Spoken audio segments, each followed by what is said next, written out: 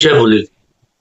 दोस्तों, आज की डिबेट होने वाली है टाइम्स नाउ नव भारत की एंकर नविका कुमार जी की। डिबेट में हम देखेंगे कि मेजर गौरव आर्य ने कहा कि 5-7 आतंकवादियों को मारने से कुछ नहीं होने वाला। आपको पाकिस्तान में घुसकर पाकिस्तान की फौज को मारना होगा, पाकिस्तान को सबक सिखाना होगा।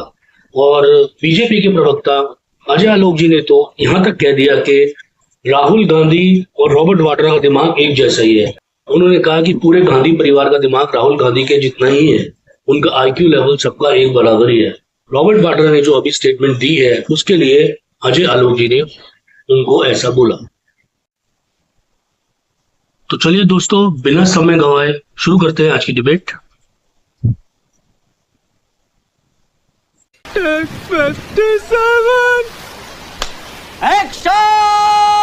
करवा रही है वो साफ सीधी बात है, पाकिस्तानी आर्मी करवा रही है और हमें जवाब जो है पाकिस्तानी फौज को ही देना पड़ेगा। बालाकोट एक अच्छा कदम था, सर्जिकल स्ट्राइक्स एक अच्छा कदम था, लेकिन वो जवाब दिया था हमने टेररिस्ट्स को। तो पाकिस्तान को एज अ स्टेट कोई ज्यादा फर्क नहीं पड़ा। रॉबर्ट वाड्रा को दिमाग इतना कम है, मुझे पता लगता है पूरा खानदान पे राहुल गांधी इफेक्ट है। वर्ल्ड में एक जगह बताइए, जहां पे एक जगह बता दीजिए जहां माइनॉरिटी को ऑप्रेस किया गया तो वो मेजॉरिटी को मारने लगते हैं। कोई ऐसी जगह है वर्ल्ड में? अरे हाँ, तो उसकी दुकान में मारना है तो मारता है, किसी को बैंक कर्मचारी को उसकी सीट पे बैठे बैठे मारना है तो मारता है, किसी को घर में घुस के महिला को मारना है तो मारता है। वो छोड़ता नहीं है, वो अपनी उपस्थिति दर्ज कराता है, वो स्कूल में जाकर टीचर का शिनाख्ती कार्ड देकर मांगता है, मारता है। और वो 22 सरन पहलगाम में जाकर पतलून उतरवा कर चेक करता है कि तू हिंदू है तो मारता है। वो अपने तरीके से काम करता है। क्यों हम अपने बीएसएफ जवानों की परेड करवाते हैं वहां वाघा बॉर्डर पर? क्यों हमें वहां खड़े होकर सुनना है जीवे जीवे पाकिस्तान? क्यों ये एग्जीबिशन रोज चले? कितने और खून बहुत होंगे जब हम ये तय करेंगे कि हमें कुछ करना है और कुछ करने में पाकिस्तान को मिटाना एक ऑप्शन हमारे सामने है जिसे हमें अंजाम देना पड़ेगा। उसमें बहुत चीजों पे सरकार विचार कर रही है, चाहे वो डिप्लोमेटिक लेवल पे हो, चाहे वो मिलिटरी लेवल पे हो, चाहे इकोनॉमिक लेवल पे हो, चाहे इवन ह्यूमैनिटेरियन लेवल पे हो, चाहे इंडस नदी का पानी बंद करना हो, चाहे डिप्लोमेटिक कनेक्शंस खत्म करने हो, मिलिट्री एक्शन कितना लेना है, कंट्रोल मिलिट्री एक्शन लेना है, फुल स्केल मिलिट्री एक्शन लेना है। बात मैं भी सहमत हूं मेजर साहब से कि लॉन्च पैड्स हम कितने उड़ाएंगे, ये फिर बनाएंगे, वो तो जिहाद फैक्ट्री है, इसमें कोई डाउट नहीं है। ये पूरे देश को पता है, पूरे दुनिया को पता है। बगल में अफगानिस्तान की भी इससे भी वही हालत हो रही है। पाकिस्तान कोई आज स्टेबल मुल्क नहीं है, ये तो एक कांस्टेंट है। दूसरा पड़ोसी हम बदल नहीं सकते हैं, न्यूक्लियर वेपन का इस्तेमाल हम कर नहीं सकते हैं कि उसको नक्शे से वाइप ऑफ कर दें। तो हम कितने कंट्रोल वे में जा सकते हैं, कितने हद तक जा सकते हैं, ये तो खैर एक हाईएस्ट लेवल पे डिसीजन होगा। लेकिन ये तय है कि पाकिस्तान के साथ अब कोई संबंध हमारा नहीं रहेगा और जितनी चोट हम पहुंचाएंगे वो उतना ब्लीड करेगा।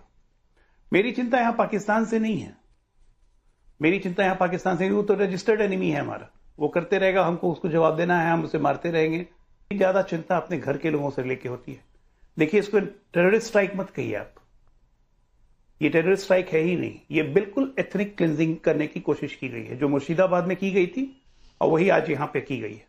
और उसको सपोर्ट करने के लिए कांग्रेस के दामाद साहब जो खुलेआम आ जाके उन्होंने कहा कि चूंकि माइनॉरिटी को यहां पर सप्रेस किया जाता है, मुसलमानों को नमाज नहीं पढ़ने दिया जाता है छतों पे या रोड पे निकल के, तो कहीं ना कहीं लग रहा है कि हिंदुत्व की लहर में मुसलमान दब रहा है, इसलिए उनको गुस्सा चढ़ा, इसलिए आके उन्होंने आइडेंटिफाई किया और हिंदू समझ के मार दिए।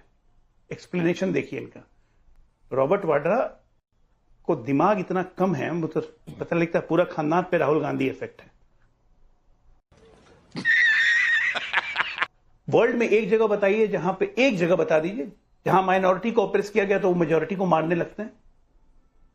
कोई ऐसी जगह है वर्ल्ड में? अरे हाँ, तो इतिहास है कि जहां माइनॉरिटी रही है, मुस्लिम रही है, वहां पे माइनॉरिटी खत्म हो गया।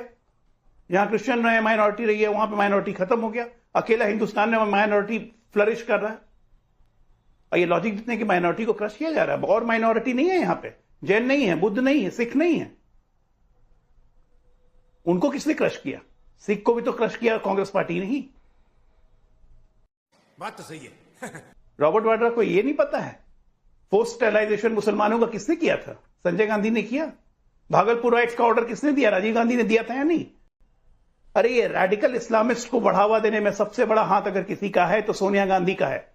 जब से वो पावर में आई हैं तब से रेडिकल इस्लामिस्ट मूवमेंट इस कंट्री में बढ़ते चला गया। डेटा निकाल के देख लीजिए।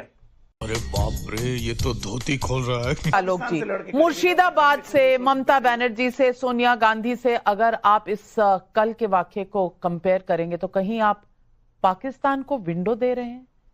पाकिस्तान की इसमें अकाउंटेबिलिटी कम कर रहे हैं? नहीं दे रहे हैं। मैं कह रहा हूं कि इन लोगों के कारण मैं एकदम अकाउंटेबिलिटी नहीं कम कर रहा हूं पाकिस्तान की। इन लोगों को प्रेफरेंस मिलता है, इनका मोरल हाई करते हैं ये लोग बैठ के यहां पे। कल इतनी बड़ी इंसिडेंस हुई, क्या रॉबर्ट वाड्रा में दिमाग का द है जो इतनी बड़ी स्टेटमेंट आज ये दे रहे हैं?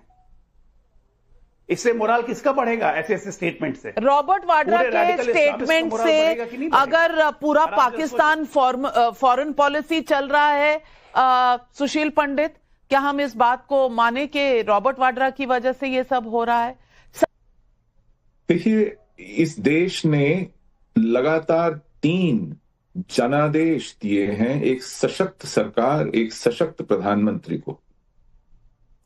रॉबर्ट वाड्रा एक साइड शो है, वो उसे छोड़ दीजिए। उसका ना बहाना बना सकते हैं हम, उस पर थोड़ा एतराज कर सकते हैं, लेकिन वो छोड़ दीजिए। वो एक फ्रीक शो है। हमारा जो ध्येय है, हमारा जो ऑब्जेक्टिव है, देश को लेकर, कश्मीर को लेकर, जिहाद को लेकर, अर्थव्यवस्था को लेकर, विदेश नीति को लेकर, अपनी सामाजिक समरसता को लेकर, उसको वाड्रा जैसा कोई तिनका डगमगा जाए, ये गले नहीं उतरती बात। जिहाद की क्षमता को हम पत्थरबाजी के रुकने, स्कूल और कॉलेजेस के समय पर चलने, बाजारों के खुलने, दफ्तरों के काम होने, पर्यटकों के आने या अमरनाथ यात्रा के सही सलामत हो जाने की कसौटी पर नहीं आंक सकते। जिहाद तय करता है कि उसको कब करना है, क्या करना है, कैसे करना है, पत्थरबाजी करनी है कि नहीं करनी है, स्कूल जलाने हैं कि नहीं जलाने। अगर वो ये तय करे कि हमें सिर्फ अपने रिसोर्सेज बचाने हैं, जाने बचानी है और हर 2, 4, 6 महीने बाद ये करना है, तो वो करता है। उसे अगर हफ्तों एनकाउंटर खींचना है तो वो खींचता है। अगर उसे कठुआ में मारना है तो मारता है, अगर उसे किश्तवाड़ में मारना है तो मारता है, अगर उसे किसी केमिस्ट को, मक्खनलाल बंदरू को उसकी दुकान में मारना है तो मारता है, किसी को बैंक कर्मचारी को उसकी सीट पे बैठे बैठे मारना है तो मारता है, किसी को घर में घुस के महिला को मारना है तो मारता है। वो छोड़ता नहीं है। वो अपनी उपस्थिति दर्ज कराता है, वो स्कूल में जाकर टीचर का शिनाख्ती कार्ड देकर मांगता है, मारता है, और वो 22 सरन पहलगाम में जाकर पतलून उतरवाकर चेक करता है कि तू हिंदू है तो मारता है।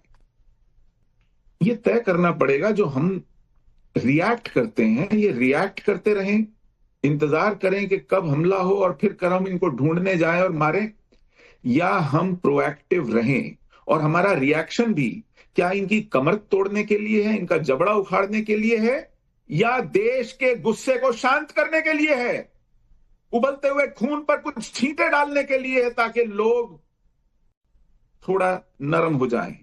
बिल्कुल थोड़ा करवा रही है, वो साफ सीधी बात है, पाकिस्तानी आर्मी करवा रही है, और हमें जवाब जो है पाकिस्तानी फौज को ही देना पड़ेगा।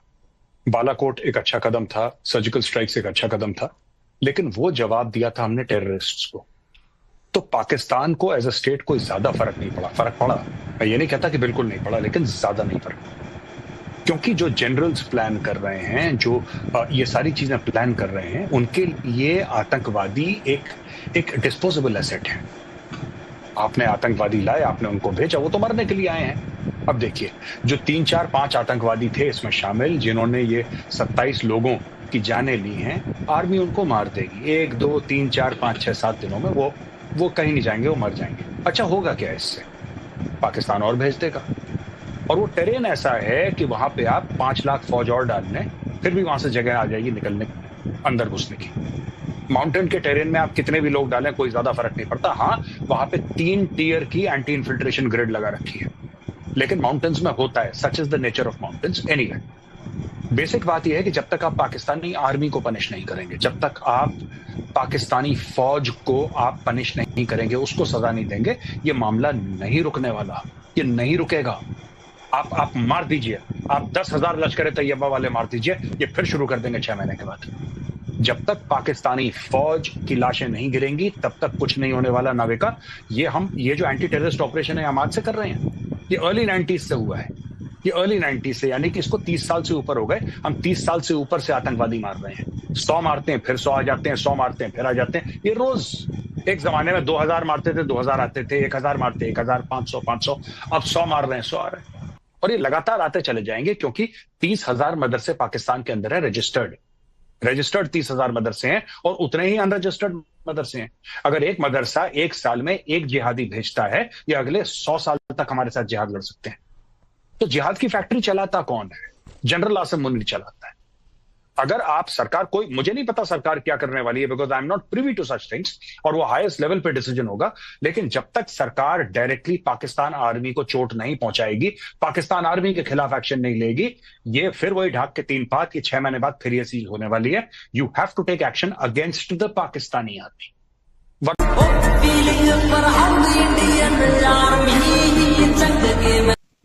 तो दोस्तों, आज की डिबेट में बस इतना ही। आप सभी से रिक्वेस्ट है कि चैनल को सब्सक्राइब कर लें और वीडियो को लाइक कर दें। Thank you. जय श्री राम।